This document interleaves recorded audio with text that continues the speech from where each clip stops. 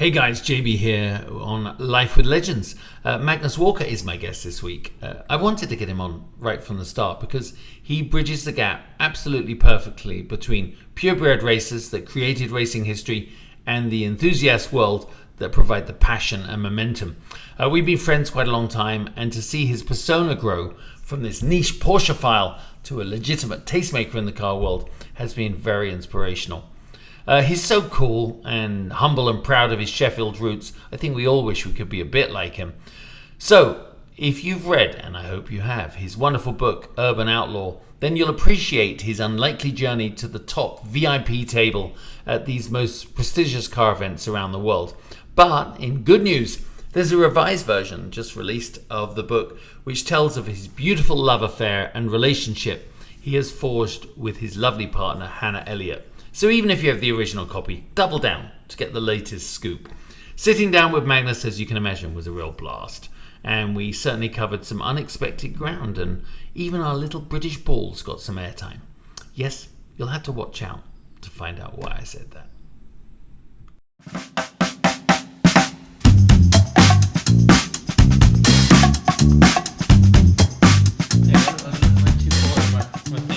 Oh yeah, nice. I'm just gonna. So let me just check your audio. More bass in the monitor.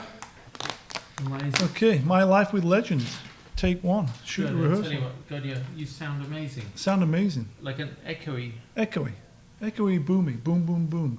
It's interesting why it's doing. I guess Yeah, we why are in don't an echoey fucking room, aren't we? Well, it's a pretty big room. Hello. Yeah. Hello, 1, 2. Well, professional. We are very professional here, I can tell. You can. We got Sir Mix-a-Lot over there. Mix it up. Let me just. I'll tell you what I'm going to do. This is interesting. See, this is my question. How do you adjust the range? I'm doing it right now. Just opening up. Talk again. Right, so here we are. You know, it's the big thing. It's the Haggerty show. It's the posters on your wall, blah, blah, blah. Yeah, there I am. I'm Big like coffee. about here. That's good. Alan Ducadney, that. There you are. Tell you what, it's gorgeous. Oh, golden. That's about as good as we're going to get. Do you know what it Fix is? it in as the good as we're mix. gonna get. Do you know that? Yeah. You got some questions there? No, I do this. I never ask. There's Never your think of a portrait. question. Have you done any research? Have I done research on you? Well, I mean, a little. I mean, not like a lot. It's not like you bought the book and read it and knew what I was up to. No. or anything like that. Well, if I'd had to buy the book, Yeah. then we wouldn't be You here. won't be here. I mean, No. obviously, I would give you a But copy. you know, you did. I mean, the new one, though. No, I haven't. Oh, you know, maybe the Japanese copy. Have you seen that Oh, one? I haven't seen Check that. that one out. Do you read Japanese? You go backwards, don't Yeah, you? you do. See? Yeah, you do go backwards. I remember a That's lot the of- front of it, the front and the back. Big in Japan. That's my big in Japan moment. I was big in Japan. I bet you were. 94, 95. 95. I was there racing touring cars. I mean, And you're I pretty was keen. big in Japan. Yeah. Touring cars. Touring cars. I did it with Anthony Reid. I raced for HKS, Japanese Touring Car Championship, In what car? In what model? in an Opel. Opel? Like and I got my ass handed to me. I find that hard You to needed believe. to stand. I find that hard to believe. Yeah. I needed to stay there longer To get acclimatized. to get acclimatized. Yeah. You know, you can't go in and get used to the country and freaking learn the tracks and the whole lot culture, going on there. whole everything. Yeah, A whole yeah. lot of cherry blossom, sumo wrestling, sweat lodges. I did enjoy that. Not the sumo, Not the sumo. but I love being there. Have you been there? I've been there, Tokyo. Tokyo Outlaw made a little movie there. I know. Actually, I'll Went say to I watched Yokohama. it. I did Yeah, watch you it. watched it. One of your favorites. Oh, You told me that earlier. I stream it up onto my big screen from my laptop. For me, driving in Tokyo is like being in a video. You know, everything just seems so unreal. You know, that big ring Yeah. road that goes around the city, and it was just kind of unbelievably, overwhelmingly cool. Don't you think the whole of life in Japan feels like a video game for those young kids? They can't afford a house, Yeah. so they put all their money into their car. It's like Blade Runner world. It is like Blade Runner, and you go down a street and it's like fucking neon everywhere, and you're like, wow, this is the best street I've ever been into, and you realise it's like a dumpling place and a news Yeah. agent. Yeah. But it looks the sexiest street. I mean, of course, you get there, you jet lag, you go meet these people, you're out driving around. They take you to this truck stop where you got to go down the ramp, and you're in the middle of all the freeways. And then you get there, and there's like 500 crazy cars there. I know. Everyone's super passionate about it. It is a wild thing what Wild you and create. crazy. I am. I mean, I know we always bullshit each other, but it is amazing what you've done, mate. I mean, you are. I mean, you're. You. I don't know what to say. It's like this brand that came out of just this childhood dream to get out and do something different. And now look at us. You go around the world. There's people. people. That's someone outside the gate trying to I climb in think that's now. just UPS. I think that's UPS okay. banging on But the gate. for the purposes of my story, that's pretty good. Yeah, I mean, there's fans clamoring to get in. I mean, now that I just said you were here in this secret undisclosed location, yeah. There is someone. There's our There's UPS probably an Asian, Yeah. actually. One of what? my old fans. Oh, one of your big fans, yeah. Yeah. No, but I was driving here and I was thinking to myself, because I did do some research. You did some research. I read your book again. Well, I skim read the Skim book, because read, I read it the first time. The first edition. First issue, because I wanted to make sure, I wanted to remember whether you left England because the law were after you, or you left it because you were doing summer camp, but I couldn't quite remember which one it was. This was pre-outlaw or official Yeah. outlaw. I suppose for me, growing up as a kid in Sheffield, north of England, I was into heavy metal. That was the beginning of the rebellious, call it outlaw phase, even though I didn't realize that at the time. What I did realize at the time was my dad telling me to cut my hair and get a real job wasn't something that resonated with me. So I couldn't wait to get out of Sheffield, and I left in '86 as a 19-year-old to come and work on a summer camp with underprivileged inner city kids north of Detroit. And that was such a culture shock from, Sheffield to New York for 24 hours, and then a Trailways bus from New York to Detroit, and then a summer camp on Lake Michigan north of Detroit was an environment that I was not familiar with. I think about that. Do you know when I was looking at that, I was thinking, people. That's Willow, That's the Willow. famous dog. Yeah, the dog is barking. She's barking at the UPS guy that went It's up a there. fan. My fan. Yeah. Don't take the UPS guy Your out of number being my one fan. fan. My number one Yeah. fan. If Americans are reading the book, when they read the book, they go, "Oh, Sheffield, that's great." Are they yeah. reading the Japanese one or they're reading? Well, I the, hope they're okay, reading Yeah. The big in Japan. the big one. in Japan one. People go, it's like anyone's origin, right? Like Johnny Cash came from almost a little town before you get to Ojai, and now we drive through and go, "Oh, Johnny Cash came through it." But Jesus, there was not much there 50, 60 years ago. Sheffield was a shithole 50 or 60 years ago. Well, it's funny you mentioned Johnny Cash because I always refer to Johnny Cash, or often to refer to Johnny Cash, with the song "A Boy Named Sue." Because growing up in Sheffield, northern industrial town, in the late 70s, early 80s, with my name, Magnus, right? Yeah. I'm the only Magnus in the school. Everyone's called David, John, Paul, or Justin. Sensible, normal Did they ever names. call you Magnus Wanker? No, I got Magpie, Did but you? yeah, the Because point I of- would have said, Magnus because Wanker. boys are nasty, aren't they? Yeah. Kids, if there's a nickname, you will get called it. Well, hence the Boy Named Sue. How do you do? The Johnny Cash song is about a kid getting picked on because of his name. So I couldn't wait to get out of school. I left school at 15, came to America at 19. And to me, coming to LA was the ultimate freedom of everything I was into. Sex, drugs, rock and roll, Guns N' Roses, Motley Crue, and more importantly, not having my parents tell me, cut your hair and get a real job. You have to do this. It was the complete freedom of sink or swim, but adapt to a new environment and do whatever it is you love doing, which for the first couple of years was just couch surfing and going to a lot of rock and roll clubs. This was LA in the 80s, 86, Was it just a great 87. place? It was awesome. I mean, being English was kind of novel at that stage in a way. We hadn't worn out a welcome yet. No, they were still the generation from the 60s, but the 80s was, mid-80s was like the beginning of the rave culture. Even though I was more into rock and roll, it was just a great melting pot. The weather was great. It was open doors and open legs. It was just kind of a fun-filled time to be 19, 20 years old with a true sense of freedom of not having to worry about where you had to be the next day, the next year, not worrying about people asking you, where do you see yourself in 5 years? All these things that I'd sort of had as a kid growing up that I didn't resonate with. To me, everything I was into was in America, and most of it was in LA. I grew up watching a lot of American TV, Dukes of Hazzard, Chips, Rockford Files. But that did it for me too. It made you think that when you got here, it was just going to be sex and rock and roll, Yeah, right? completely. Because Police Academy, Porky's, I mean, Caddyshack. yeah. I mean, I was ready to come. For me, all those shows were centered around cars, driving, freedom. So I spent the summer in Detroit on that camp, and then I took a Trailways bus from Detroit to LA, which doesn't go in a diagonal. It went all the way down through Memphis. And long story short, it was like 4 days to get to LA. And when I arrived at Union Station, which is literally less than a mile from where we're now sat, I thought I was going to be greeted by all these movie stars and rock stars. You're like, where are you? Yeah, but they're not at Union Station at like 6 a.m. on a Tuesday morning. So it was kind of an anticlimactic welcome to LA, or lack of welcome to LA. And I bet the place you stayed that night was the right dump. Oh, I traveled with my cousin Oliver from Switzerland, who'd flown into Detroit, met me in Detroit, and we're going to do 2 weeks in California. And so we literally hiked from Union Station down to Broadway to catch a bus to Hollywood Boulevard. And we spent 5 days at the YMCA on Yucca and Selma, just south of Hollywood Boulevard, east of Highland. So you can imagine what that was like. Was that the first prostitute you'd ever seen? Oh, well, probably the first trans I'd ever seen, let's put it that way. I bet, all in one place. Hollywood Boulevard, to me, it still has this allure 35 years later of, it's not really any different. It didn't go all Hollywood and Highland. That one block did, but the rest of it is still kind of trashy, guttery. And in a way, that was my birthright to LA. So I'd walk down Hollywood Boulevard and I'd just see a bunch of people like myself. Misfits, misplaced. But it was everything. You come to LA to be a rock star, you're at MIT trying to learn how to play guitar. Or you came here to be a movie star, right? Everyone came to LA to chase their dreams.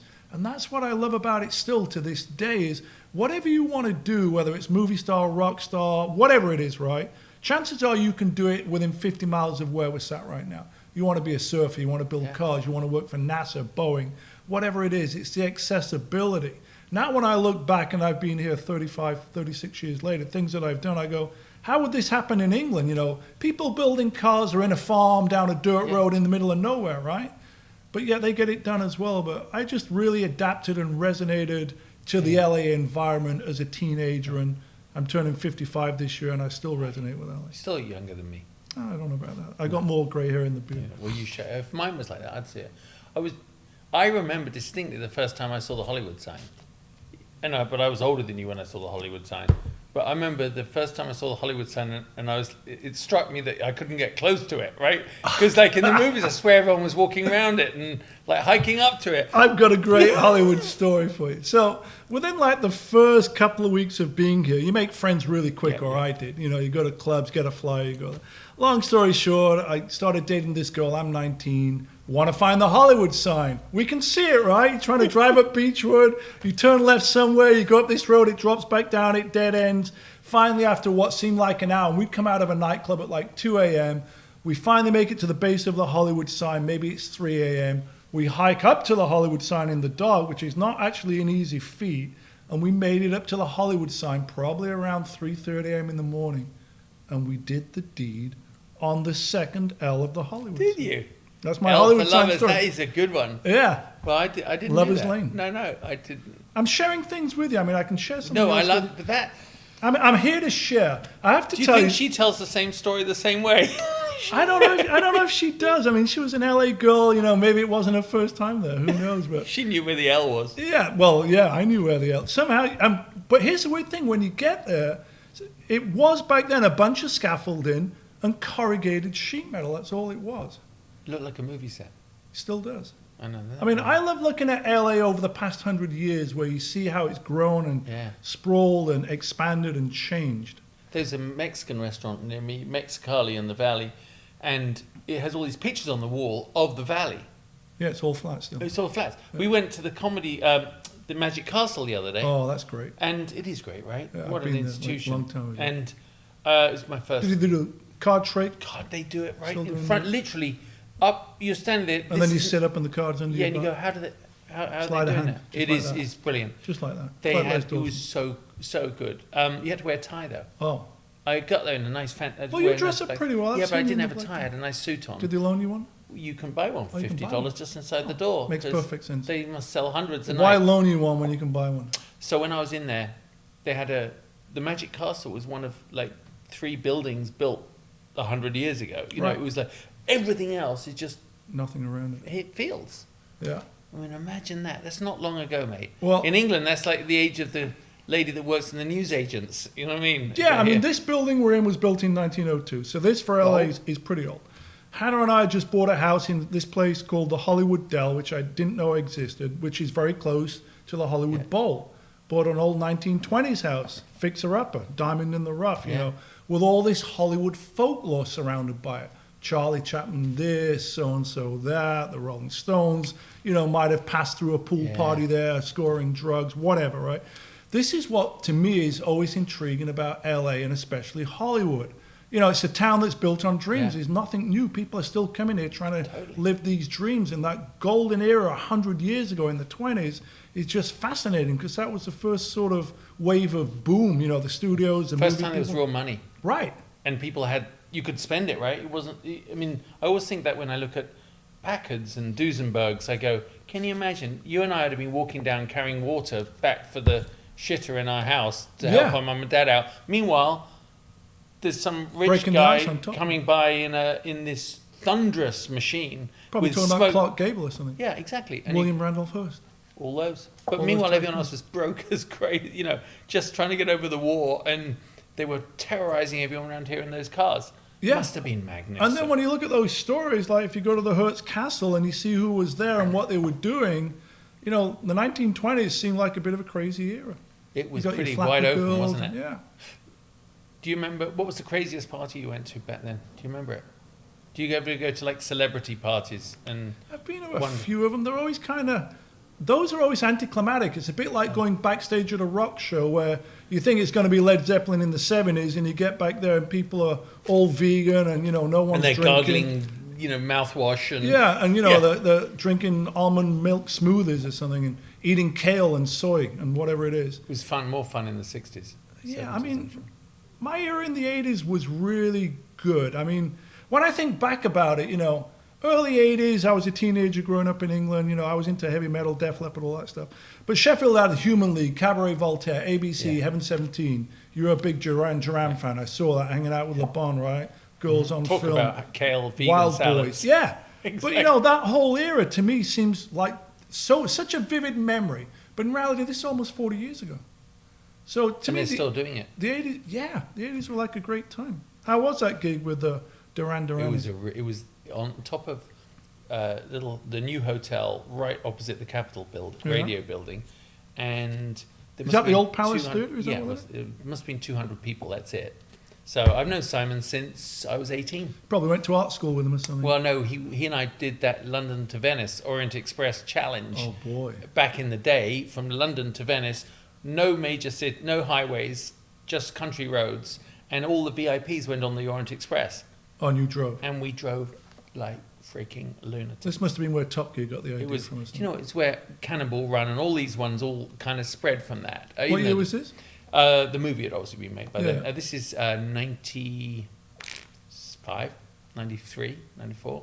So it was just so much fun because no one had cell phones to Sat-nav. stop you. No one sat nav, so you'd use little French villages like apexes, you know, in the night. And Got to blitz through. but when you drive in Europe, you can still have a good time, can't you? Off the beaten track, you know, in the mountains and the. Yeah, I mean, I recently did, well, not recently, I guess 2019, I did the Mille Miglia. And I did it with Mercedes in a 1955 Gullwing. And I tell the story, if you want to see Italy, don't do the Mille Miglia. Because it's such a frantic rush of, Really? you're up 18, 20 hours a day, you're in the car a minimum 12, if not Who were you 14 with? hours a day. Hannah and I did it Oh, with okay, wow, Mercedes, wow. actually. Yeah, yeah. Mercedes back program. I drove. Hannah was the world's greatest navigator. But the point of my story is you're up at 6, you're trying to get in the car at 7, you roll by 8, you're lucky to finish by 10 p.m. And it's this frantic dash of trying to either get there and you're running late or you get there and you're too early, hurry up and wait. But the moral to the story is like first day was like kind of great. Second day was, it rained 3 out of the 4 days. Second day for me was sort of, wow, this is a bit of a challenge. Because you're coming into these little villages, you've been behind the wheel 12, 14 hours, you don't know where you're going, it's dark, you're trying to make a time. Third day was literally, why are we doing this? This is not fun. And then the fourth day was like, high five, and this is the greatest thing we ever did. But, you know, it wasn't the Dolce Vita. It wasn't like we No. were sat back sipping espressos. It was like, hey, we got to get rolling. But I still say it's something worth experiencing the Mille Miglia for sure. Has travel been a big part for you? Because LA was your destination, and you made it your own. I mean, Travel, is that in your plans? yes and no. I mean, as a kid, we didn't really travel. You know, we weren't an international jet set family like you were, of course. You know, we'd go to Scarborough for a few days. That would be it, right? That would be the highlight of me living in Sheffield. Like, I never really went to London. So, no, we didn't travel. I went to Switzerland once or twice only because my cousin lived there. So travel wasn't something I was used to or had experienced. But when I got to LA, it was sort of like, wow, you don't really need to go far, but because everything's here, ocean, desert, mountain. But truth be told, over the past 10 years pre-COVID, I traveled a lot. You know, after the Urban Outlaw film came out, started getting invited to events around the world, did some cool things, Milli Milli. I drove across Australia, drove down in Colombia. So to me, travel was always great at meeting people and experiencing new cultures, and the car was a vehicle that took me on that journey. But after having done that for about 5 years and doing a lot of events, it sort of became what I call the 530-second conversations, where it's a little bit like Groundhog Day. Yeah. And you're doing so much cool stuff, but yet you're not really absorbing it because there's no decompression time in between. I was off to the next event. I just said yes to everything. You know, you want to go to Goodwood? Sure. You want to go to the Oldtimer GP at the Nürburgring? Sure. And I've got a great story about your dad at the Nürburgring. You want to hear that story? Yeah, I do. So I'm doing Oldtimer GP at the Nürburgring in August with Porsche Classic. You know, I'm there actually with your dad and Walter Roll doing a meet and greet at the Porsche booth. It's kind of like today. I'm the odd man out, right? Why am I there? Well, I didn't really question it. I was there with Walter Roll and Derek Bell. So everyone's coming up to me, have you driven the Nürburgring, driven the ring? I go, no, I haven't driven the ring. And after you've been asked like 100 times, it sort of became mildly annoying. I'm like, I'm here with Porsche. How could I not have driven the Nürburgring? So believe it or not, I asked your dad. And he said, yeah, I'll drive you around tomorrow. This is on a Sunday morning. He goes, I'm driving back to England on Sunday in the red 924 Carrera GT, one of 12 made. He goes, I'll meet you at the Porsche Zentrum booth at the F1 track at 8 a.m. and I'll go do a lap around the Nürburgring with you, and then I'll head back to England. So I meet him there. I get in the car with him. We drive from the F1 track to the Nürburgring. You know, it's not far. Yeah. We get there. The welcome is in. And they go, hey, Bell, we would love to have you on the track, but it is a private Mercedes event, and we cannot have you on the track until noon. So, of course, you know, I look at your dad, he looks at me, he looks at his watch, and it was like, sorry, can't do it, I'm off to England. So I never got to drive the Nürburgring, but I was driven to the Nürburgring and back with Derek Bell and his 924 Carrera GT. It's almost a good story, isn't it? It's almost a pretty good story. Yeah, I mean, it was so teed up as to, wow, it had gone from this sort of mildly depressing, I haven't driven the ring, to, fuck, I'm getting to drive the ring with Derek Bell in Derek Bell's car. I could not have scripted that story any better, other than it never actually happened the way it was meant to be. But that's my Derek Bell Nürburgring story. My first track I ever drove was the Nürburgring with my dad when I was 14. Wow. In a little 911. And how was that? Well, this journalist drove us around first. A journalist that I actually told this story in front of, who said that was me after I called. That's My dad pretty said funny. he drove like a wanker. But we. How was the journalist driving and not your Well, dad driving? so he was like driving dad round, and then couldn't hit an apex with both feet, you know, hands. So dad said after one lap, that's enough, that's good, thank you. You've had your. It was just like a thing. It was like an experience. A journalist is not necessarily a race car driver, No. I guess. Talent by association. There you go. Talent by association. I like that one. Doesn't TVA. mean you got it. Right. And then he Alrighty. said, "Oh, JB, do you want to drive?" So I was like, "Yeah, Justin Bell was there? yeah." So I got in. Never driven on a track before. Didn't do karting. Didn't do anything. But and he said we did a couple of laps, and he told people. Didn't tell me for years, but that's when he realised that I actually, you know, naturally could do Wow. what you're supposed to do. Yeah. You had the gift. I remember I was doing like 140 down the straight, and he's like, puts his hand on my leg and goes, you're 14. That's enough. Wow. So, 14 years old. Now, of course, you're ready to go to McLaren at 14. You know, these kids, right? Probably But ready to go at 8. Jesus, I know. It's unbelievable. What's going on with McLaren these days? You follow What is Formula it? 1? Yeah. Did you like the last two races? Yes, I mean, it's an interesting season. I'm a big Hamilton fan, obviously. Fly the flag and all that. I used to be the guy that would watch every single F1 practice, quali, and then the race. But over the past few years, I've kind of backed away from it. I'm just the race, really. I like the pre-show. Yeah, pre-show. I got to say, though, that anytime Ferrari are winning Formula One races, This is good. it's good for the world. Yeah, for of sure. cars. For some reason, they're just supposed to be at the front, right? And You know what it is? It's the Tifosi, right? I mean, is, yeah. Ferrari is more than the brand of the car. Yeah. This is what's great about Italy, and ultimately, this is what's great about the Mille Miglia. Separate. It's not the actual event; it's the people. And I think the Italian people are just so passionate about motorsports, and then factor in Ferrari is motorsports, right? And Ferrari is Italy. So if Ferrari's back on top, which has been a long time Yeah. since they've been there, right? Raikkonen, what was it, 2008 or Jeez, something? Yeah. You know, when you think back to Schumacher and everything he achieved, it's time for Ferrari to be back there, and it seems like they're back, right? You know, I think the Mercedes dominance of that It's era gone. has gone. And it's going to rise. And I'm looking forward to seeing what Lewis is like when he has to really fight, because I think he's brilliant. Yeah, I mean, he has can to fight pulls it now. out of a you know. I mean, in reality, he should be 9-time world champion already. I know. He should have won it in the rookie season, right? Whatever that Yeah. was, 2007, 8, whatever it was, right? Should have won that when he went in the gravel in China. And he should have won when Rosberg pipped him. But to me, he is the greatest of all time. Yeah. I mean, people may say Fangio, right? But that's a different generation. They weren't doing as many races. You look at everything Hamilton has achieved, he's surpassed everyone except the 7 championships. You know, the amount of races won for a single team, amount of poles, points. I mean, And for all the playing and all the money and all the things, I think to be at the top of your game, when you don't need any more money, right? You earn everything you've got. You need how to keep pushing it, keeping that focus, fit, the drive. to keep right. It's like Federer in tennis, or or whoever in golf. I don't really know golf, but guys that can stay at the top is mind-numbing to me. yeah, he's continued focus and drive and determination. And let's not forget, how long has he been in it now? He's only- 15, I 16 know. years? And he's 37 or something. I mean, I still think Hamilton's the new guy, but in reality, if he's done 16 seasons, he's not the new guy. He's Russell's the good, isn't he? oldest. Oh, yeah. I mean, he's going to push him for sure. He's going to push him for sure. So you told me to ask you, what are you doing, Magnus, Oh, these days? well- Let me do that again. Hold on. Yeah, I mean, this Magnus. is the point where you cut. I mean, ironically, breaking news, and I'm going to see how you react to this. Okay, I'm ready. This is what I've been up to. 1 week ago, I had a triple hernia surgery. Did you? See, now I see how you look at me now. Yeah, I had Yeah. 2 here and 1 here. Jesus. So how am I doing? I'm kind of bruised, kind of swollen, kind of stiff, not fully functioning, not fully mobile, and That's why you pushed this by a week. that's why I pushed. No it. shit. Yeah, I wasn't Or sure. more. Yeah, You could have done it more. I wasn't sure how I was going to feel. How I was going to look on camera. How it was going to be. You let me in because I'm a friendly.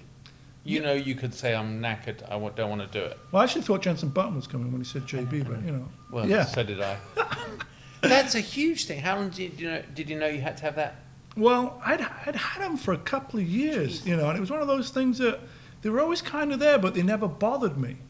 And so I just I'm the guy that doesn't go to the doctor, hasn't been to the dentist. I guess it's sort of a typical English thing. Like, I literally have not been to a doctor in like 20 years. So it was like if it wasn't bothering me, I wasn't focusing on it. I go, maybe I'm putting a little bit of weight on or something. But probably about 2 months ago, they started becoming painful, like standing, walking. And it's literally like this egg-sized lump that's fucking popping out of your guts because it broke the skin. And so, long story short, I thought, fuck, it's time to take care of this stuff. And I'm the guy that not only doesn't go to the doctor, had never broken a bone. Well, I fractured my shins, but that's a different story. But never had a surgery. So I had a 2-hour operation literally 7 days ago, Tuesday morning between 7 to 9 a.m. And I came out, it's one of those things where you go and come out the same day. Didn't take any pain pills after, but just could barely move, couldn't get off the couch. Fully bruised, fully swollen. 3 in one go. 3 in 1 go. That's a lot, though, isn't it? It's a lot. There's 2 here, 1 here.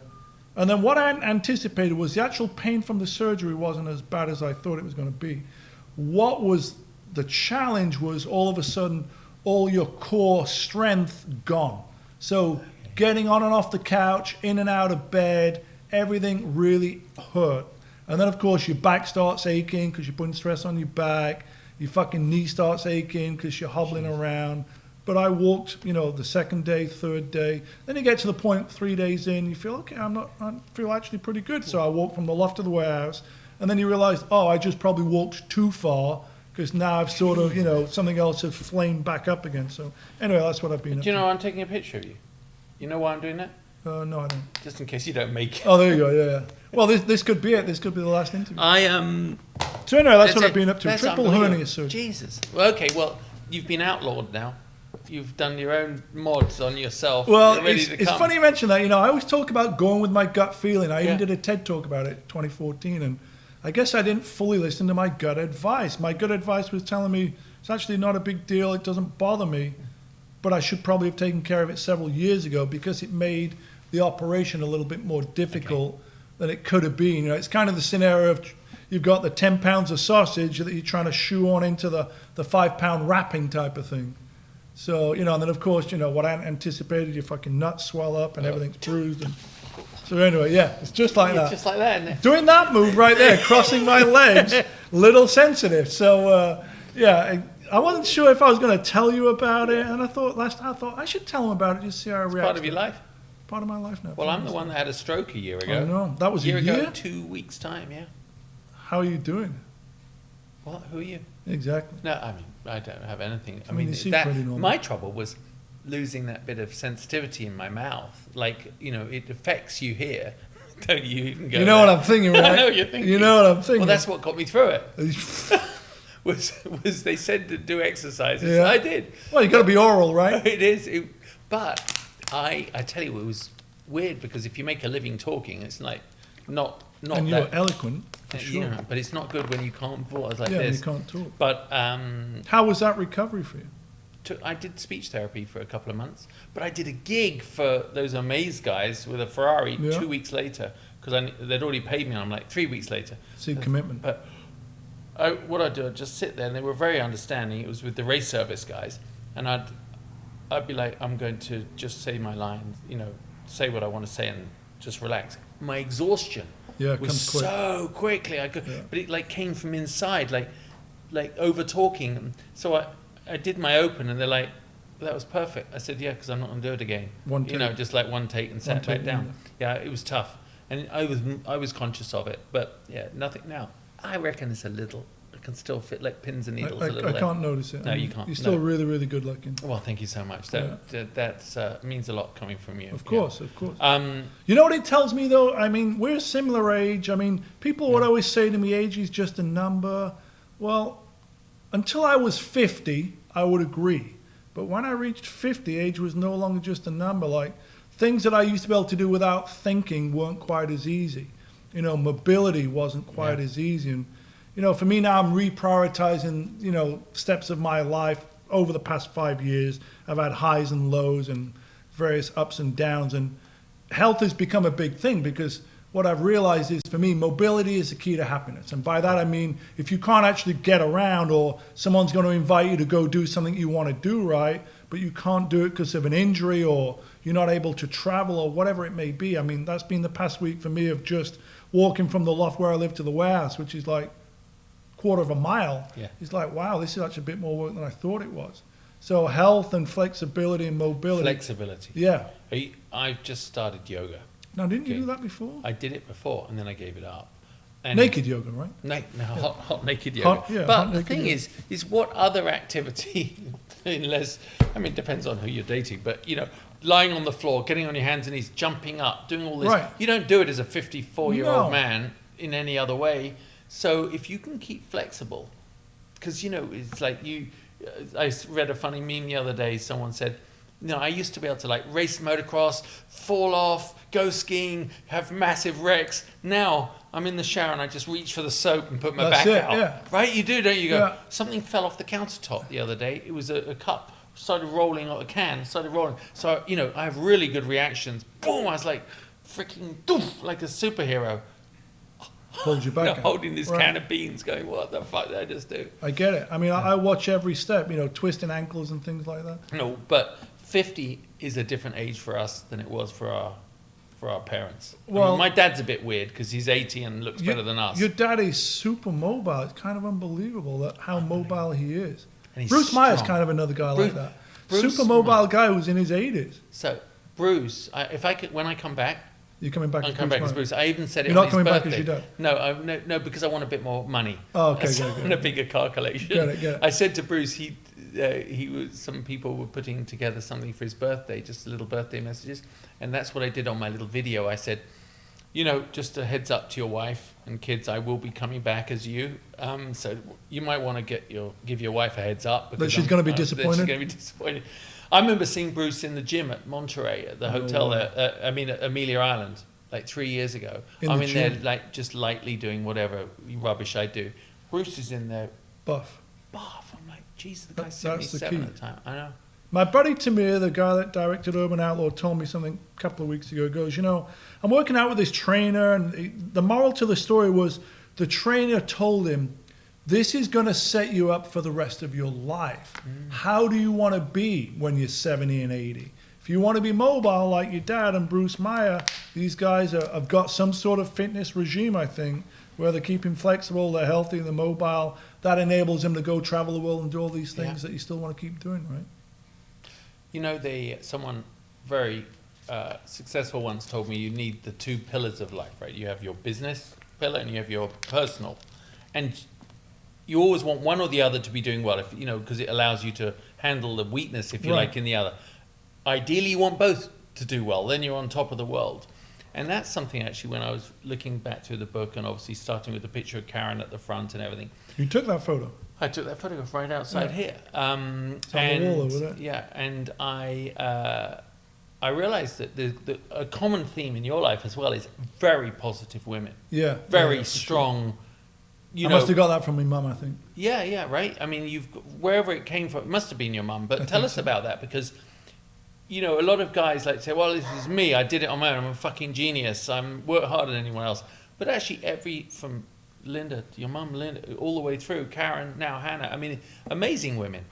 Yeah, I mean, I've been fortunate. I think, I will start with crediting my mum because she, I think it's typical, like, growing up as a kid, you tend to have a more volatile relationship with the same-sex parent. If you're a girl, it's probably your mum. Yeah. For me, it was my dad, right?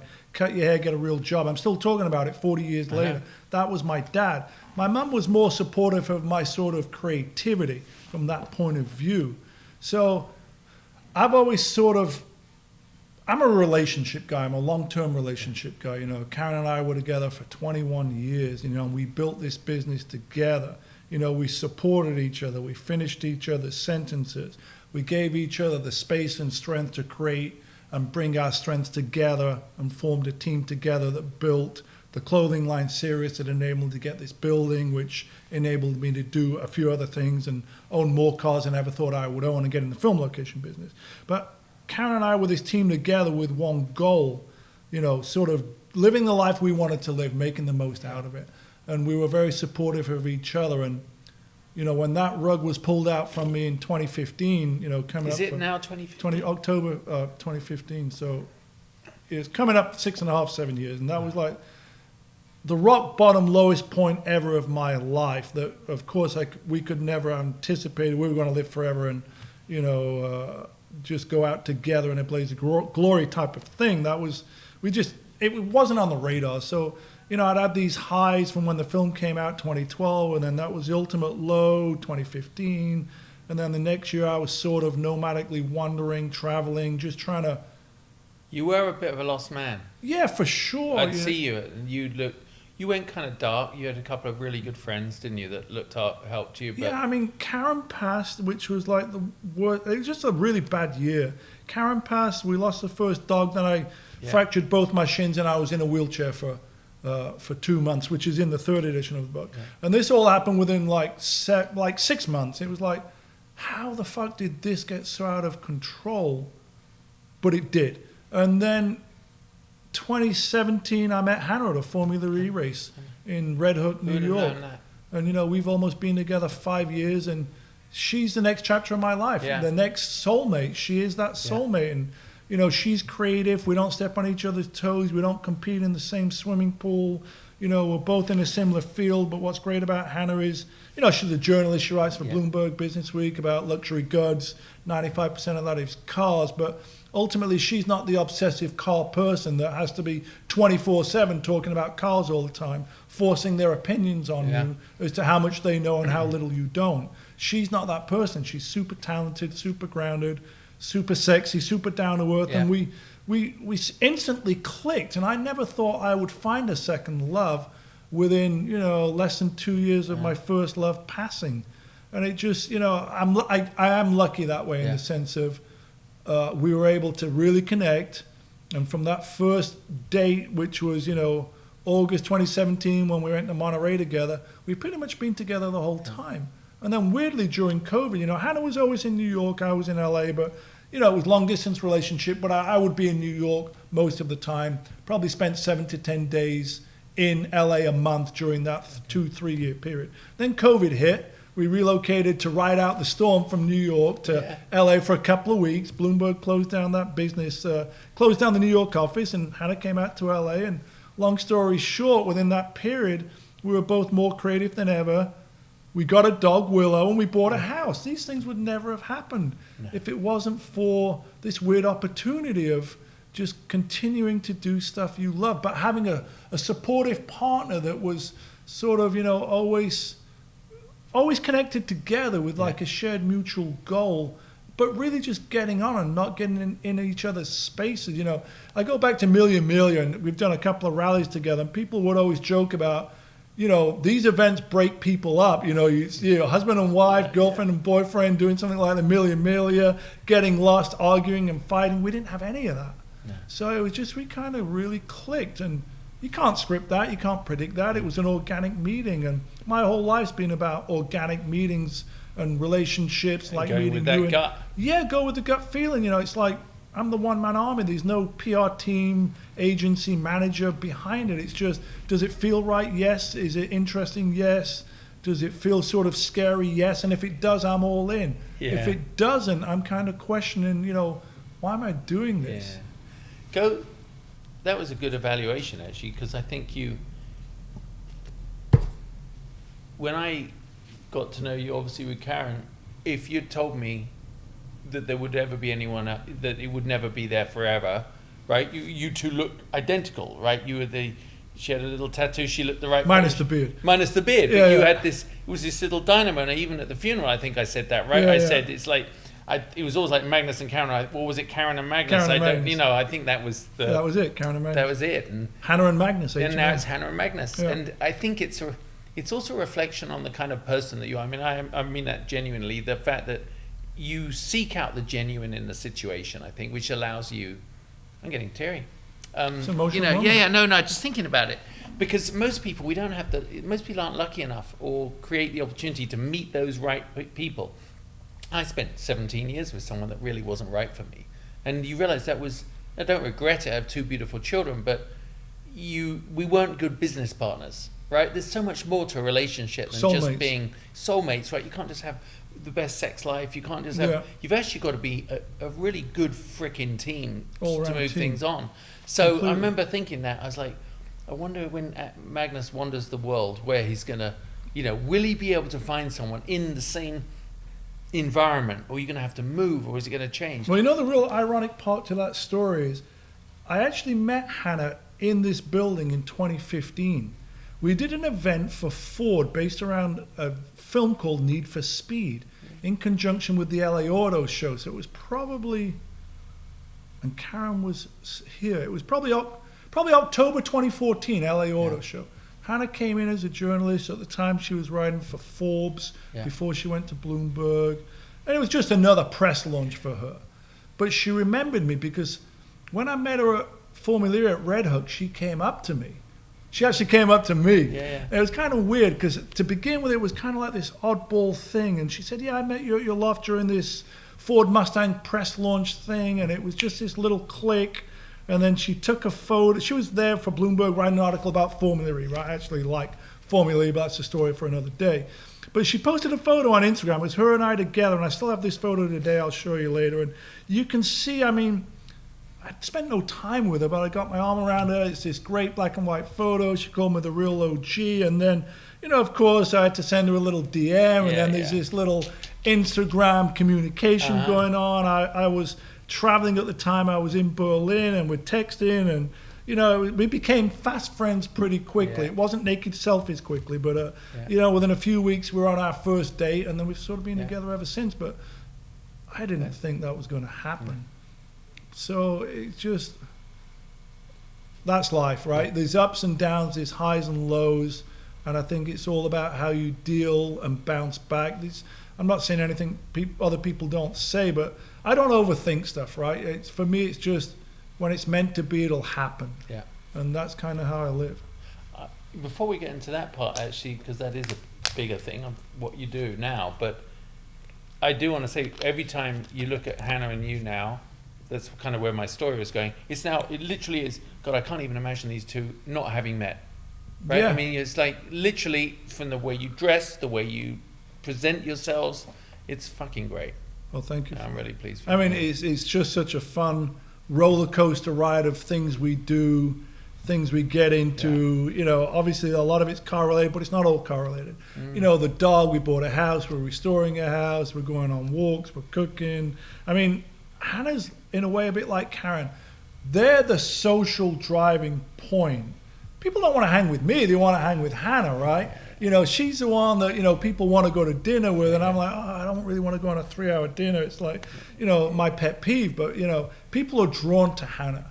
They were drawn to Karen before. It's the same dynamic of soft, caring, but smart, intellectual, sexy, charismatic people that I was sort of drawn to. It was meant to be.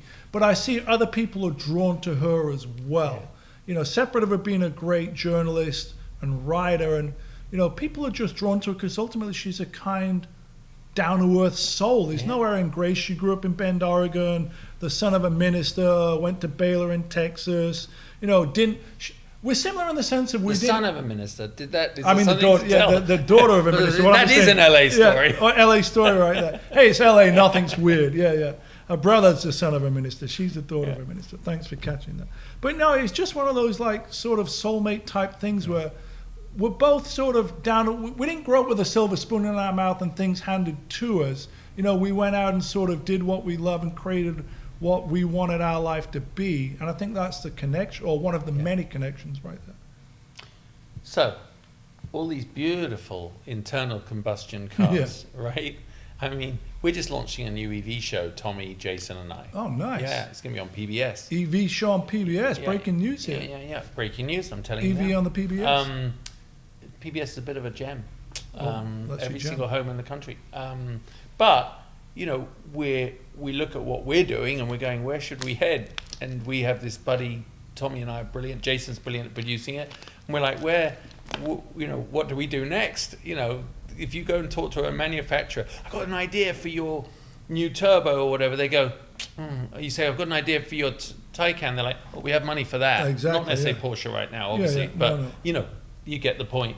So that's Talking about Rivian or Lucid, I guess. Rivian or Lucid, yeah. Yeah. So that's the direction we're heading, and it's like a wormhole, a rabbit hole, right? That I had skated around the top, you know, and I'd said some stupid things about, you know, over the year, just like Formula E. I said it's like watching porn with the sound off, and you know what I mean. It's like all these typical car guy comments, and then you get you drive one, right? And then you get behind the wheel of a new car with the technology.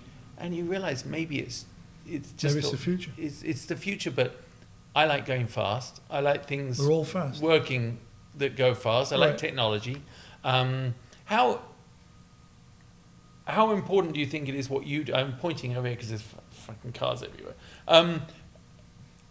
As a curator of this 100 years of internal combustion engines that have just produced these emotive, amazing vehicles, do you think part of your job, I know you don't plan it out, but part of your appeal, especially now moving forward, will be you're a curator of these emotions in these cars? You know what I'm saying? It's For sure. Is it going to be even more important, I guess, is the question. I think so. It's part of history, right? I mean, you talk about EVs on PBS, right? We all have to adapt to the changing environment. Yeah. We've all got a smartphone, right, that we live our life on, right? I think if you don't adapt, you become an obsolete dinosaur. And look what happened to the dinosaurs, right? So you got to move forward. You know, I'm not anti-EV, like you just said, the fast, you know. I no longer sort of put speed and sound together. Everyone goes, oh, they don't sound great. But for me, you know, my pet peeve is usually AMG Mercedes that are barking and backfiring and spinning and sounding really loud, and yet they're doing 30 miles an hour. It's annoying.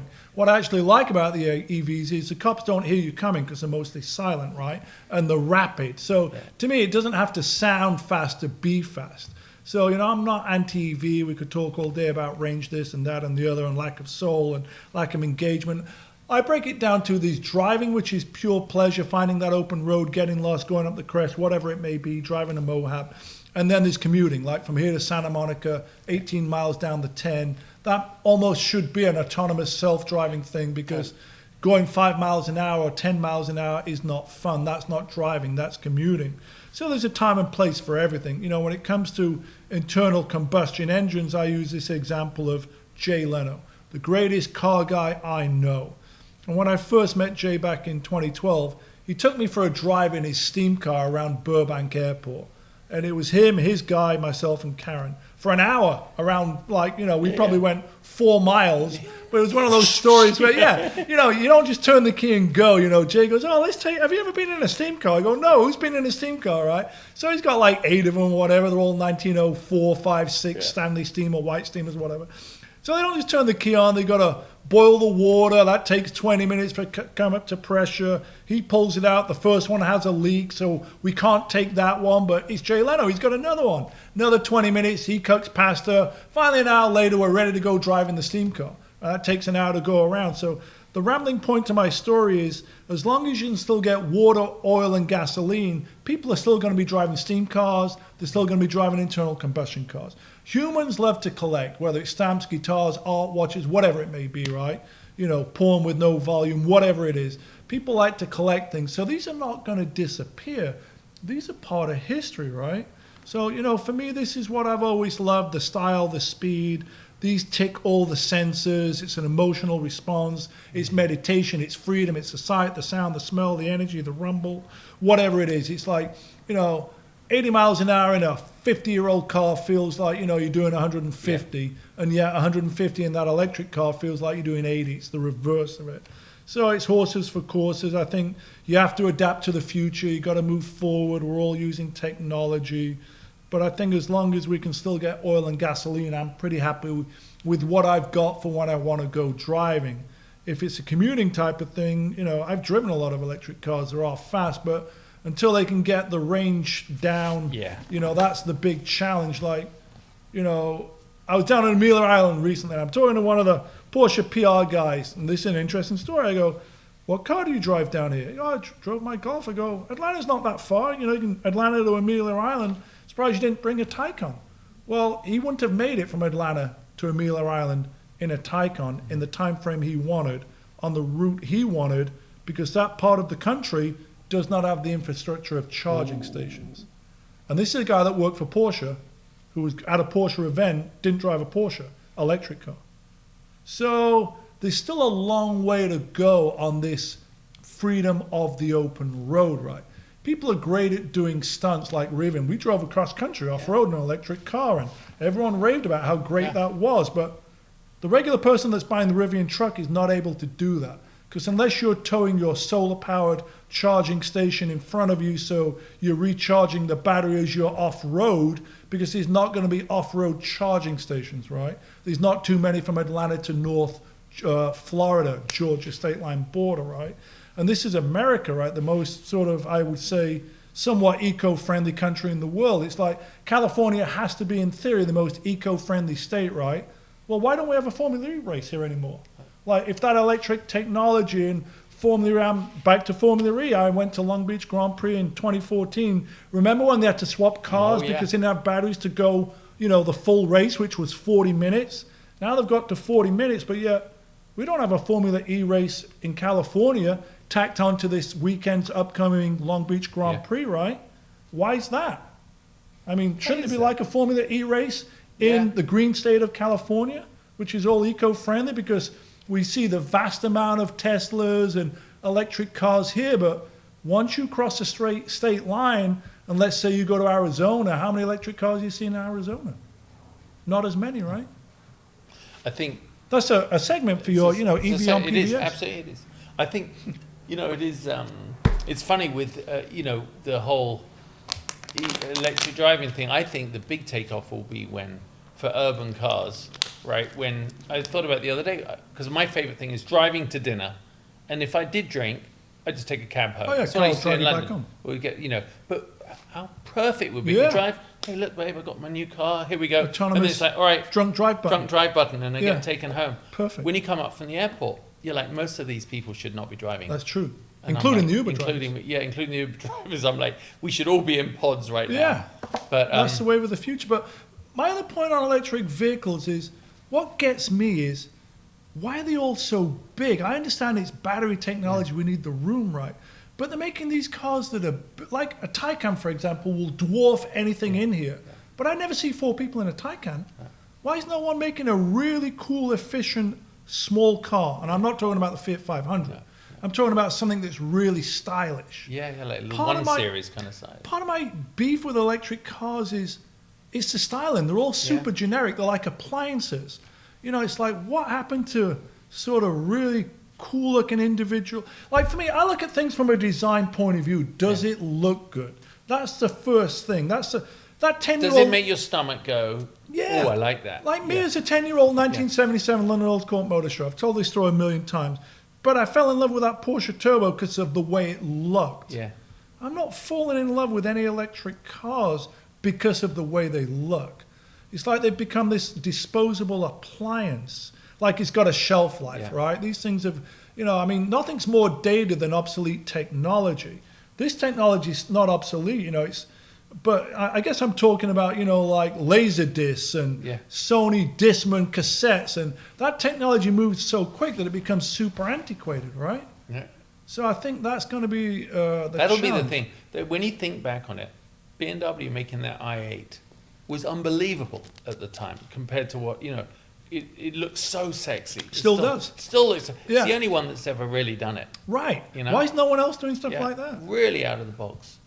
Well, I know that I said this once to Bruce Meyer and all those guys, who's a big car collector, you know. He's tall, right? Tall, yeah. He's And tall. wears that cowboy hat. Yeah, really yeah, tall. exactly. Looks like you, but just cleaner. Yeah, clean version. And richer. Yeah. And no, but I remember saying, in about 20, 30 years' time, you can imagine people like you and them and Bruce Canepa, Rod Emery and guys going, hey, listen, it's like drug deal being done on the corner. I've got 30 gallons of This is Four-star. Mad Max. Mad Max. I've got 30 gallons of race fuel. Do you want to meet in the middle of the desert? Instead, it won't. That was what I said 10 years ago. Now it's going to be, let's go to thermal. Or, you know, these private members clubs are going to be these hubs Where you can go drive your where cars. you can go and drive your car. Oh, yeah. And that's why they're just blowing up. You spend a lot of time at Thermal. I right? do actually like it. You're a desert rat, I guess. I quite like it. So you're seeing a trend of, you know, car clubs, members clubs really exploding, private track days, you know, where you can get out there and still flog your analog, antiquated ice machines. Well, it gets down to this, doesn't it? Yes, because what I like, despite the technology evolving and like blowing up, it still makes you realize that the minute man put wheels on a chariot, we must have been like, and connected a horse, is like, Spartacus. fucking, I'm on it. I'm going to be a gladiator because I get to drive one of these things. I mean, Spartacus is like NASCAR, Spartacus right? is, yeah. They're going around in What the a thing that must have been. Yeah. So I remember as a kid, Dad had this. Wasn't really a ride-on lawnmower, but he used to go up and down. He put a Honda motor on a big cylinder mower, right?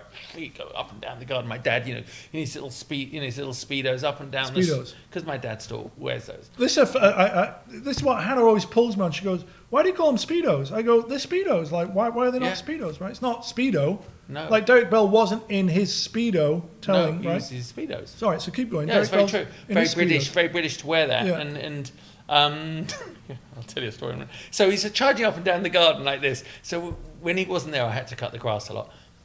So I managed to I found like an old little trolley and I attached it with ropes just to be pulled along like a car, right? Just to have my own chariot. Chariots And of there's fire. still that feeling is right inside me every time I drive something new. Still exciting. Just that excitement, and I think that will never go away, even That's if good. we're on, you know, Luke Skywalker on those things, you Is that know, how they go?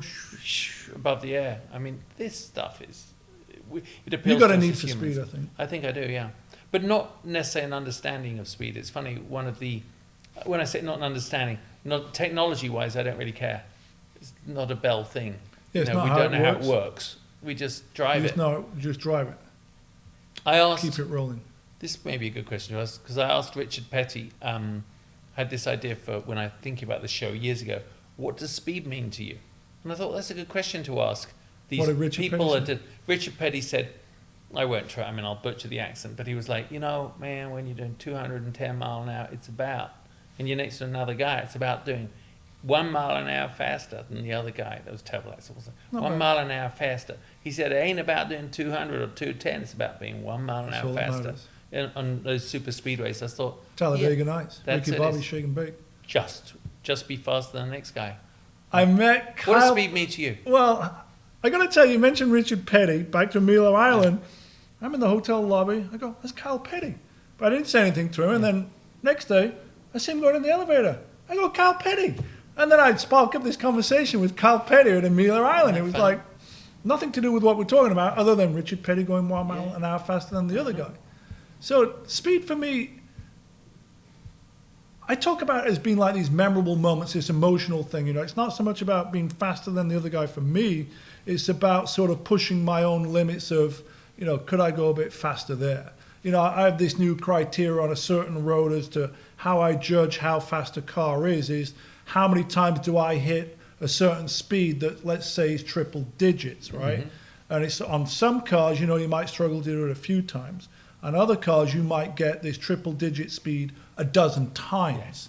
And that, to me, is how I'm testing not top speed, more acceleration and carrying speed on a public road. Like, we're in this weird time of 1,000 horsepower cars are really nothing. I mean, 500-600 horsepower cars are nothing special. You can go to any Dodge dealer and drive off with 700 horsepower and a Hellcat, whatever, right? So remember back in the day, 40, 50 years ago, a Lamborghini Countach or 300 something? 300, and then 400 was all the horsepower in the world, you know, and then, you know, McLaren F1, 241 miles an hour was all the speed in the world. And now, you know, you got the Koenigsegg Agera RS, 277 miles an hour. And then you got Bugatti, the Mitre VW Bugatti Chiron, whatever it is, having to beat that. Well, these speeds are irrelevant to 99% of the people on a public road because cars are built so fast. But how do you ever get 50% of that performance on a regular road? You don't, right? These are just bragging rights of top speed to me is irrelevant. But acceleration and how many times you can get to that triple digit speed on your favorite mountain road. And if you can do it a dozen times, you're in a car that's fast and accelerates quick and handles and enables you to put that power down. Recently doing this Big Thing show for those, you know, that insurance company I'm working with, you know, it's like I've been behind the wheel of some cars I never thought I'd be behind the wheel of. Maserati MC12, Koenigsegg Agera RS. These sort of, for a younger generation, posters on the wall cars. For me, it was like, obviously 930 Turbo, 512 box, a Lamborghini Countach. That's any kid growing up in the 60s, 70s, or 80s. That is your poster car on the wall until you get to the F40. But you know, these cars now, like the F40 by today's standards, right, got 450 horsepower. This is nothing. But that's all you need, right? Yeah. You don't need 1,800 horsepower. Because how do you ever use that horsepower? How long is it usable for? I don't know how people. I get lent, you know, some amazing cars like you do, and I had that SVR Lamborghini, which my son and I mean, I'm just looking at it. My neighbors think I'm a drug dealer, right? Because I keep having these different cars outside. And this car. What are you trying to say by that? Neighbors don't drive Rivian. I mean, drug dealers don't drive Rivian trucks. Well, I'll tell you what, they might drive that an storage F-150. component. Yeah, exactly. This Lamborghini's outside with all these fins, all this wing. The wings the size you could eat 6 people dinner table. So I do Mulholland. That's my little. I drive up from me. I head up and I go across the 405. It's got that short stretch over the 405. I mean, it's very short, but it's a quick little bit of highway and like connecting the twisty bits. So you just floor it away from the lights. And this fucking thing is, and I mean, the power, all the electronics are engaged. I had it in sport mode. And I thought, I'm a pretty good driver. And so I know when to back out. I'm thinking, if you were just some trust fund kid, and you're like, I just got this car, and you, because on YouTube they keep their foot in it. Right. No wonder. You're just going, right, straight over the edge. Because you can't, it's not because it's a Lamborghini, it's because it has 780 horsepower or something. Right. And you can't defy the laws of physics. At some point, physics is going to win, isn't it? Right. I mean, it's a contact patch, tire grip to the road, right? And laws of physics as to the road always determines the ultimate top speed. And by that, I mean you could be in your 1,800 horsepower whatever, or your 400 horsepower whatever. And the one that's got 4 times the horsepower, it's not 4 times quicker up that road. Might get to that triple digit speed a bit quicker, but if that corner's a 120 mile an hour corner, you can probably do it in the 400 horsepower car or the 1,000 horsepower car, right? Maybe it's back to, Richard Petty. Maybe one is 1 mile an hour faster than the other one. So, to me, it's kind of like, just because you can doesn't necessarily mean you should when it comes to horsepower. Because back to roads are getting narrower, cars are getting bigger, there's more congestion, you know what I mean? I don't necessarily drive a lot of miles, but 80% of my driving is pleasure. I walk to what I do. It's not a job or work, but by that I mean I'm not commuting. I'm not spending a lot of time driving from the valley to wherever, right? So a lot of my drives are pure pleasure, quality over quantity, memorable moments, miles per mile, all that stuff. So to me, it's all about experiencing the journey that this vehicle, whether it's front engine, mid engine, rear engine, air or water cooled, when it comes to Porsche, is all about. And I think it's the same with the EV thing. Is you just pick your places and where you want to go and how you want to get there. Whether it's to drive home drunk driver assist when you've had a few too many drinks, or you're stuck in traffic going from here to Santa Monica, or a Taycan up the crest is a really quick car. But yet going uphill where you're not regenerating because you're not on the brakes and these things are heavy, I used over 40% of the battery capacity according to the monitor on the screen, just going 26 miles up from the base of Angeles Crest Highway to Newcombs. Wow. We had a Taycan probably 3 years ago, pre-COVID.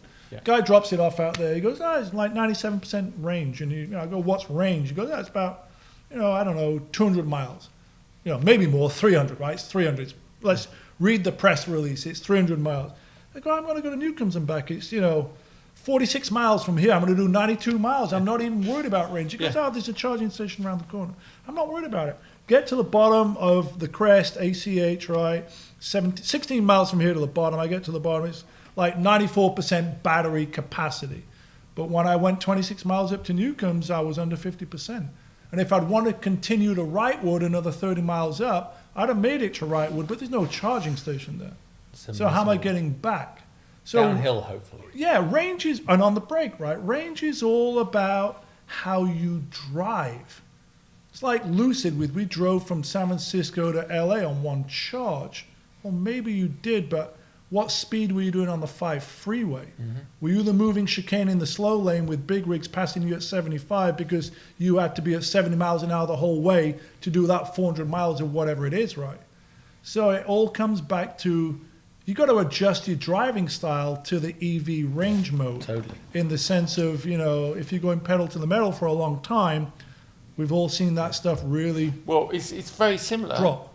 But think about it with the cell phones. If you had told my grandparents that you were going to be tethered to a device that you had to charge every night, Yeah, they'd have gone, that's stupid. Stupid. Why would you even? I remember reading an article when cell phones came out.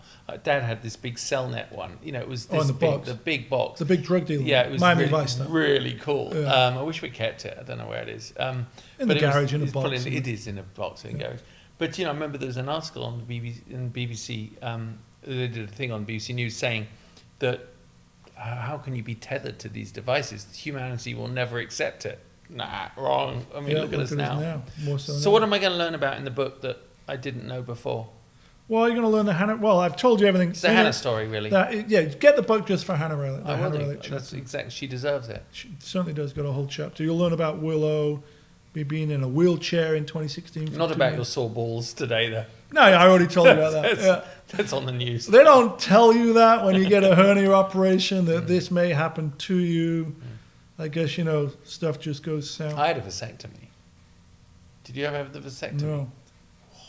How was that? Tell me about I don't know. I just didn't. I did a little silly. I should show you this little video I did. Not of the thing, but I'm just like, of me getting on, because they give you, I said, give me all the drugs you can give me, right? So they give you Valium and the pain one. So I didn't know who I was. For how But I long? remember standing there and I said to the guy, he was way too big. He's like an athlete. His hands are way too big to be handling my balls, I thought.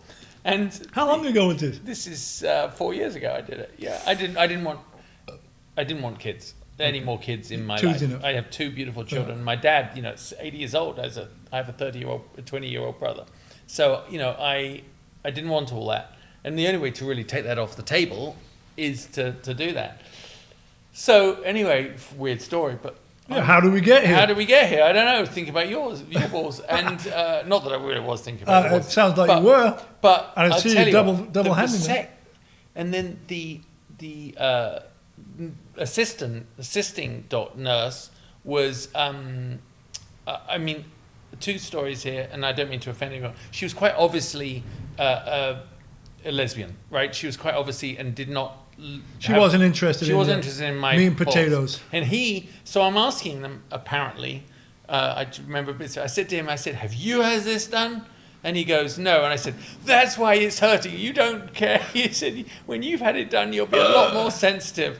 And then apparently I did say to her, and I might have been wrong, but I did say, "No wonder you don't like balls, because seeing them like this would put me off too." Yeah, it's like I don't- Swedish meatballs. So Swedish meatballs. And How long was that recovery for you? Well, I think she made it a bit longer after that comment. How but long was it, though? She was very sweet, actually. Well, you go home Yeah. and the drugs wear off, Yeah. and they say you sit there with peas on your nuts, and like a frozen peas. This a couple of weeks?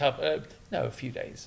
And then, of course, you have to prove everything works again, don't you? So you get into that. And How long did that take to prove it worked? I didn't get going on that for 10 days. Okay. It's 8-10 days. I'm on day 7, so Yeah, it's 7. So it's all different operation. but different still operation, but the same pain, Same- that aching, yeah. numb Yeah. pain. But I'm very feels glad like I had being it kicked done in now. the nuts. Yeah, I know. Oh, good for you. Getting old, we're going to be. Imagine this: in 20 years' time, we could be sitting here. I'll have a beard like you. You will actually be just a beard, Yeah, just a beard, No, like the just- Hobbit or something. like the Hobbit. Are Done you with looking Buffalo. for? Are you excited now for the future?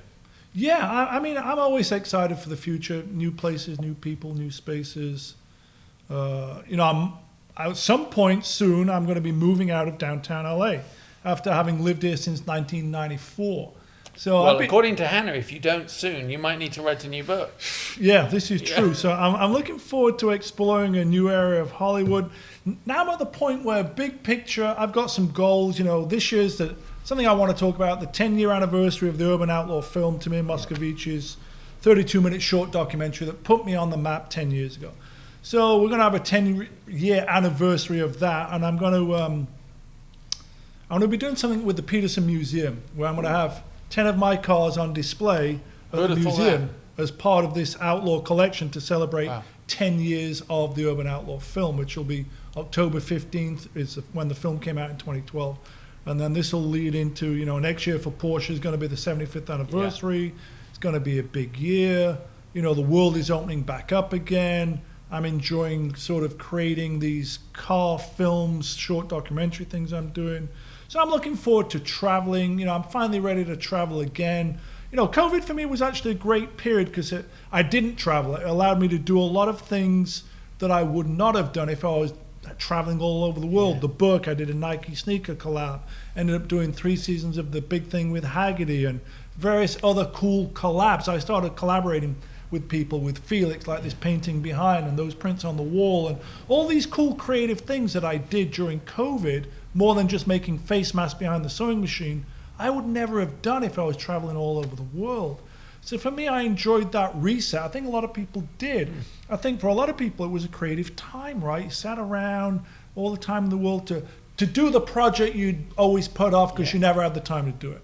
So that was a great reset for me. So now I'm just kind of ready to build on that foundation of just creating cool shit with cool people, making memorable moments and making the most out of life and enjoying the time that Hannah and I and Willow have together in this bubble, of love. Bubble of love, right? I'm in a bubble of love. Last thing, if you were standing at the Sheffield train station, Yeah. looking at Midland the Station. skinny Midlands train station. Yeah. Look at this skinny little, because you're like me, we're built like me. I mean, we weren't exactly bodybuilders when we No. left England. And you're looking at this wide open kid who hadn't got a fucking clue what was about to happen. What would you have said to? What would you say to him? What would you whisper in his ear? What would I say to 18-year-old Magnus? 18-year-old leaving on that? Magnus, you'd be like, what would you tell him? Don't worry, son, it's going to be okay. What I've learned is a little bit of encouragement goes a very long way. I still tell this story about one of my heroes growing up as a kid was this runner called Sebastian Coe, Absolutely. who actually ran for the same club I ran for, the Hallamshire Harriers, but, probably 5-10 years before. So one of the first early tastes of success and freedom I had was running, middle distance cross country. And by the age of 9-10, I was pretty good at it. Yeah. And I have this certificate that's in the book still to this day. I think I finished third. It was 1978, so I'm 11. But it was signed by Sebastian Coe, and all he said was, well done. 2 words, well done, Sebastian Coe. But I'm still talking about it 45 years later. So it's the point of a little bit of encouragement goes a long way. So simple to answer that question, 55-year-old Magnus talking to 19-year-old Magnus who's about to get on the train to go to London to go to Camp America in 1986, it's going to be okay. Don't worry too much about where you need to be. Where you're going to be is where you're meant to be, and it'll be okay.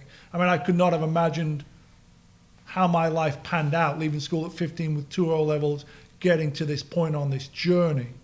I'm turning 55, I'm in the second half of my game, right? So I'm reprioritizing things that matter and not necessarily saying yes to every event that's going to take me around the world, but actually what am I going to get out of it, prioritizing this journey. But long answer to the question is really short and simple. It's going to be okay. Just continue. Don't overthink it. Follow your heart, follow your gut. Do what makes you happy, not what makes other people happy. That's the one thing I always get from the TED Talk. 99% of the people that saw the TED Talk that said over 10 million views who don't know who I am and not into cars related to the common bond of just do what makes you happy. So that would be the thing. It'll be fine, but just do what makes you happy. There you go. The one question you haven't asked is, which I should have started with. What's for lunch? Was what's for lunch? Well, I left my wallet, so you're buying, which was not the plan. Do you, you may ask yourself, why am I on Life with Legends? Well, I'm going to tell you why you are. For that very reason. You got a spot to fill.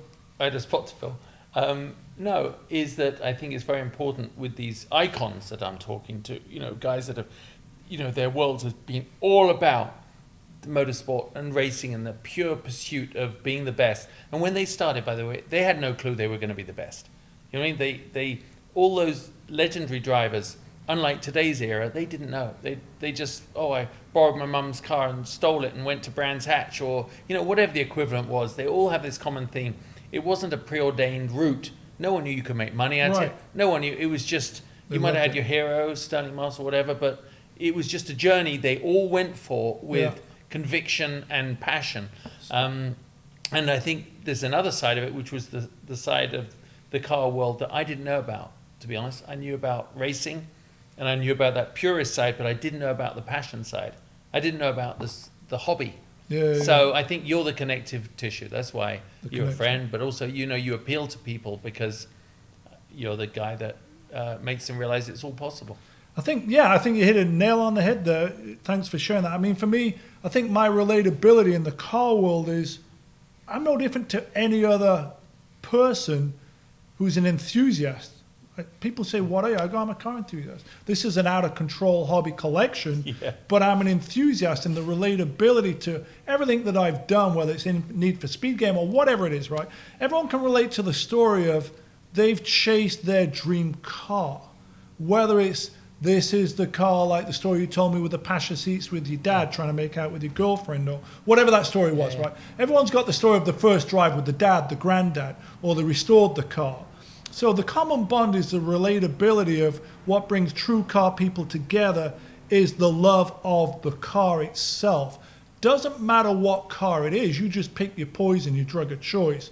Your Fast and Furious Sport Import Tuner, your European, American muscle car, whatever, it doesn't matter. The common bond is I've found is people have a connection to a certain car which starts at a young age, probably through a family member that they relate to. The first car they bought, crashed, stole, drove, whatever, made out in. It's that relatability of the memory, the chase, the build, the drive, and then the whole community that comes together. I've been fortunate enough to travel all around the world to some cool places that I never thought I would go. But the common denominator that brings people together beyond language and social, however much money you've got in the bank account, it doesn't really matter. the great equalizer is common bond is we can relate to this particular car. And cars are like slices of cake or tribes. There's a lot of them, right? But for me, for the most part, they're all pretty similar. Even the Ferrari guys, right, or the Lamborghini guys, whatever you want to call it, car tribe, they're all just super passionate about whatever that tribe is, their flavor of car. So I think that's my relatability in the bigger picture as to, yeah, I built a few cars and done a few things and made some videos, but it's the relatability of I'm no different to anyone else that's doing the same thing. Might just have a longer beard or whatever it may be. But that's the common bond that brings everyone together. The passion for the car, the drive, covering those senses, everything we've talked about. You know, whether it's the need for speed or the pursuit of perfection with the race car driver, or, you know, Richard Petty 1 mile an hour faster than the other guy. It's not 225 miles an hour, he's just 1 mile an hour faster, right?